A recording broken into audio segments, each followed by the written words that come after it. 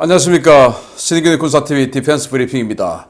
자, 인도가 정말 이상한 전차도 아닌 것이 전차인 것이 이상한 무기를 만들겠다고 하는데 여기에 인도군이 강력 반발을 하고 나섰습니다. 자, 이 인도는 이 인도의 국방과학연구소라고 할 수 있는 이 DRDO하고 정부가 군의 완전히 서로 대적 관계에 있는 이런 이상한 구조로 되어 있는데 어떤 건지 알아보겠고, 그리고 지금 우크라이나에서 돈바스 지역에서 뭐 대결전이 임박했다라고 지금 분석이 나오고 있죠. 이런 상황에서 러시아가 완전히 그냥 뭐 러시아 전체 20대도 채 안 되는 이런 무기, 그런데 이거 반란군 진압 전용 무기인데 이것까지 지금 동원했는데 여기서 지면 러시아 큰일 나겠네요. 어떤 무기인지 보겠습니다. 인도가 자국산 아준 전차를 못 믿겠다며 대량 도입한 그 러시아제 전차들이 이번 우크라이나 전쟁에서 펑펑 터져나가는 상황에서 아직도 정신을 못 차린 모양입니다. 인도가 아준 전차를 가지고 차세대 무인 전투 차량을 만들겠다고 나서 논란이 되고 있습니다. 인도 방위산업의 재앙이자 인류 무기 개발사의 오점인 아준 전차를 바탕으로 인도 육군의 차세대 무인 전투 차량이 개발될 것이라는 충격적인 소식이 인도 국영 국방연구개발기구 DRDO의 공식 발표 자료를 통해 현지 시각 4월 12일 전해졌습니다. DRDO는 매달 발행하는 정례 홍보 자료에서 DRDO는 아준 마크-1A 전차를 바탕으로 하는 무인 지상 차량, 즉 UGV를 개발할 예정이며 이미 인도군을 위한 UGV 설계와 개발이 진행 중이다 라고 전했습니다.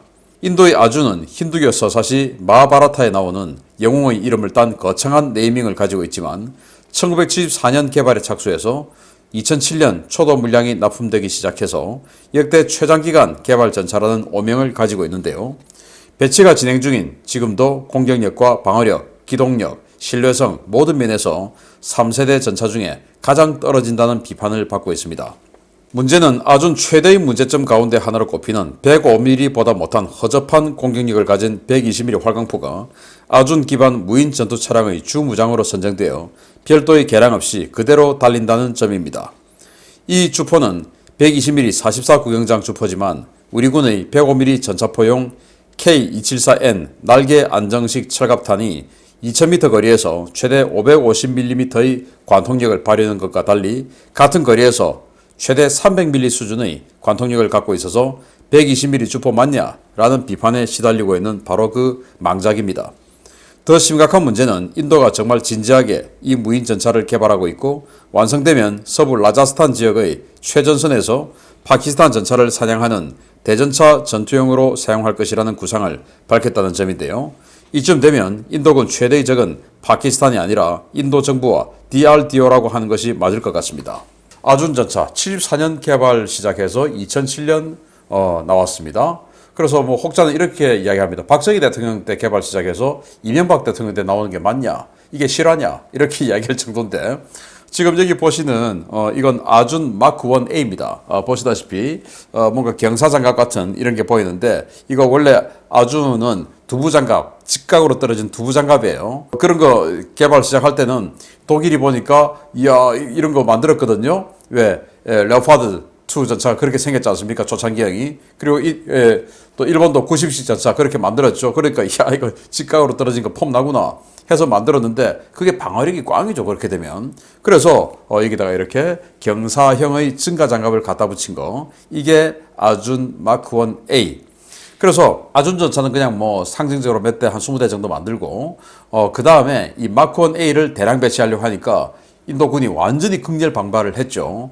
그래서 알겠다 해가지고 이제 T-90 전차 대량 배치해주고 또 T-90 MS 대량 배치해주고 하면서 이걸 116대를 만들어서 인도군에게 떠넘긴 겁니다. 이거 116대를 맡아주는 조건으로 러시아의 T-90 전차를 대량으로 인도군에게 조달을 해준 것이죠. 자, 그런데 인도는 지금 이 모디 총리가 메이크 인 인디아, 그래서 뭐 전부 다 이 국산화해야 돼 라고 하는 그런 주의 아닙니까? 그런데 기술력과 어떤 뭐 시장성, 뭐 신뢰성 이런 걸 다 가지고 국산화를 들어가야 되는데 인도도 우리나라만큼이나 전쟁의 가능성이, 어쩌면 우리보다 더 전쟁의 가능성이 높은 나라가 인도 아닙니까? 파키스탄, 중국 양쪽과 지금 전쟁할 뻔했죠. 전쟁했죠. 뭐 이러니까 이런 상황인데 이렇게 국방과학연구소라고 할 수 있는 DRDO가 아니야 우리가 다 할 수 있어. 자기애들은 뭐 일감 생기면 좋겠죠. 뭐 인센티브가 있는지 모르겠지만 뭐 인센티브 또 뭐 어떤 역량 가질 수 있고 하니까 좋겠죠. 그러나 군대는 그게 아니다. 그래서 많은 사람들이 그래도 국산 무기를 해야지. 왜 그래도 국산 무기 해야 됩니까? 우리나라가 살고 봐야 됩니다. 이번 우크라이나 전쟁 안 보이십니까? 국산 무기, 물론 뭐 우크라이나하고 러시아가 지금 국산 무기 때문에 그런 건 아니지만 국산 무기 좋아하다가 성능도 안 되는 거 가지고 전장 나갔다가 우리 군인들, 우리 젊은이들 다 뚜껑 열려서 죽고 그리고 나라 뺏기고 이렇게 되는 게 좋습니까? 뭐 몇 개의 방산업체 그 홍보에 사실은 자기가 세뇌된 것도 모르고 국산 무기 해야지, 국산 무기 해야지. 이게 맞냐는 겁니다. 물론 국산 무기 좋습니다. 성능이 비슷하고 또 조금만 떨어지더라도 국산 무기 좋죠. 그러나 성능이 압도적이고 뭐 또 비용이 압도적으로 싼다, 뭐 비싸든지 뭐 이러면 그건 뭐 국산 무기 하면 안 되죠. 그런데 인도는 그런 것들을 해나가는 겁니다. 자, 그런데 무인 전차.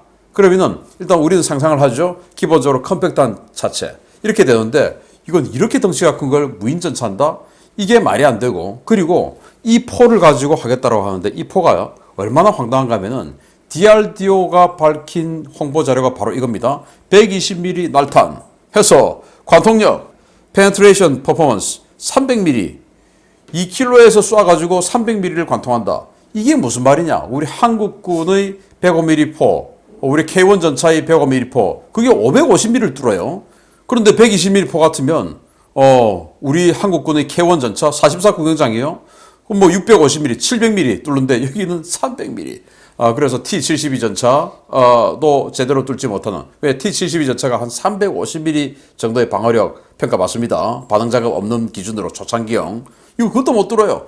뭐 M48하고 한 비교해볼 수 있는 그런 정도 수준. 이거 가지고 뭘 하겠다는 거냐. 그래서 방산업체 이런 것에 군사력이 휘둘려서는 안 된다. 인도군이 정말 이 정부와 이 DRDO의 이 홍보에 싸우느라고 정말 참 고민이 많은데 우리 한국도 제가 봤을 때 카이라고 하는 그 업체가 우리 한국 이 방산을 저는 또 한국 군사력을 완전히 갉아먹는 이런 상황이다라고 저는 생각을 많이 하는데 이 DRDO는 카이의 종합판이다. 이렇게 볼 수도 있겠습니다. 참 불쌍하네요. 두 번째입니다. 대규모 전차전을 앞두고 모든 가용 기갑 전력을 끌어모으고 있는 러시아가 시가전에 특화된 화력 지원 장갑차, 일명 터미네이터를 우크라이나 동부 지역에 대량 배치했다는 소식입니다. 부족한 전차 수량을 이 장갑차로 채우려는 모양입니다. 우크라이나와 이번 전쟁의 승패를 가를 돈바스 대전을 준비하고 있는 러시아가 동부 전선 지역에 전국에서 끌어모은 BMPT, 터미네이터 화력 지원 장갑차를 대거 이동시켰다고 복수의 워싱턴 소식통이 현지 시각 4월 12일 전해왔습니다. 우크라이나 체르니우주와 접하고 있는 러시아 브란스크주에서 우크라이나 수미주와 붙어있는 러시아 쿠르스크주 방면으로 철도 수송 중인 모습이 식별된 BMPT 차량은 전쟁 발발 이전 키우 북부 지역에서 일부 식별되기는 했지만 실전에 투입된 사례는 보고된 바 없었는데요. 러시아는 20대 미만인 것으로 알려진 BMPT 계열 가용 차량을 모두 동원해 동부 전선에 투입한 것으로 전해졌습니다. BMPT는 아프가니스탄 전쟁과 체첸 전쟁의 교훈을 통해 강력한 화력 지원 장갑차가 필요하다는 러시아군 소요 제기로 개발된 특수목적 장갑차인데요. 장갑을 대폭 강화해 48톤급으로 무거워진 T-72 전차의 차체에 30mm 2연장 기관포와 30mm 유탄 기관총 2정, 그리고 7.62mm 기관총 1정, 대전차 미사일 4발 등의 강력한 무장을 탑재하고 있습니다. 이 장갑차는 기관포와 대전차 미사일, 2정의 유탄 기관총을 각각 다른 목표에 조준하고 동시에 사격할 수 있어서 강력한 화력 투사 능력을 자랑하는데요. 러시아는 부족한 전차 전력을 메우기 위해 가용한 BMPT 전력을 모두 동원한 것으로 전해졌습니다. 이 장갑차는 사거리 4km의 반자동 시선 유도 방식의 AT-9 스파이럴2 대전차 미사일 4발이 탑재되어 상당한 수준의 대전차 교전 능력을 갖고 있는데요. 시가전용으로 아끼고 아꼈던 이 차량들까지 모두 투입한 것을 보면 러시아가 정말 급하긴 급한 것 같습니다. 자, BMPT, 터미네이터, 전차 차체에다가 이런 화력 지원 장비들을 갖다 붙인 아주 고가의 장비예요. 그래서 너무 비싸가지고 러시아도 대량으로 채용 못하고 지금 한 20대 미만으로 배치되었을 것이라고 예측하고 있는데 이번에 지금 여기 지금 돈바스 지역으로 다 끌고 온 겁니다. 기차에 싣고 그래서 이 차를 한번 무장을 한번 보면 뭐 제가 또 알기 쉬운 무기백과를 통해서도 알려드렸습니다만은 여기 일단 AT9 대전차 미사일이 4발 있어요. 6km를 날아가는 미사일이죠. 또 이 AT9 이거를 열압력탄으로 또 바꿔 끼울 수도 있어요. 그리고 여기다가 30mm 기관포 있죠. 그리고 동축 기관총 7.62mm 또 동축으로 있습니다. 자, 그리고 여기 시커먼 거 동그란 거 있죠. 여기도 있고 이쪽도 있고 이게 30mm 유탄 기관포예요. 우리 K4 같은 이 유탄 기관포예요. 이거를 여기 있는 새카만 사각형 있지 않습니까? 여기가 시커예요.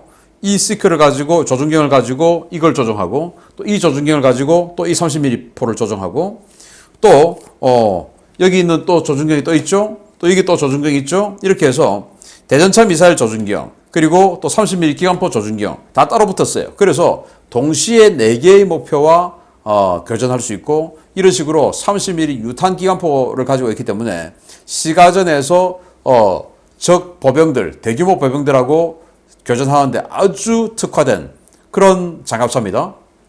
이걸 러시아는 반란군 진압용으로도 써요. 그런데 이제 앞으로 반란 나면 어떻게 하려고 이걸 여기다가 다 끌고 왔는지. 그런데 키우 전선에 투입하려고 가지고 왔다가 지금까지 전선에 한 번도 투입되지 않았어요. 왜냐? 너무 비싸니까. 이거 이제 타격받으면 안 되니까 좀 아꼈던 것 같은데.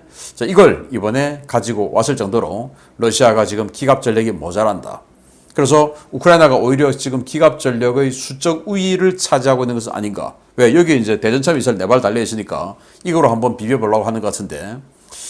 야, 정말 러시아가 급하긴 급했나 봅니다. 그러나 여기다가 열압력탄을 끼는 이런 짓은 하지 말기를 바랍니다. 자, 제가 마치고 나서 영상에 이 BMPT를 따로 알기 쉬운 무기백과에서 소개해 놓은 거 그것도 링크 해드릴 테니까 조금 더 자세히 그걸 보시면 더 이해가 쉬우실 겁니다. 러시아가 아무튼 이런 준비까지 하고 있습니다. 마치겠습니다. 감사합니다.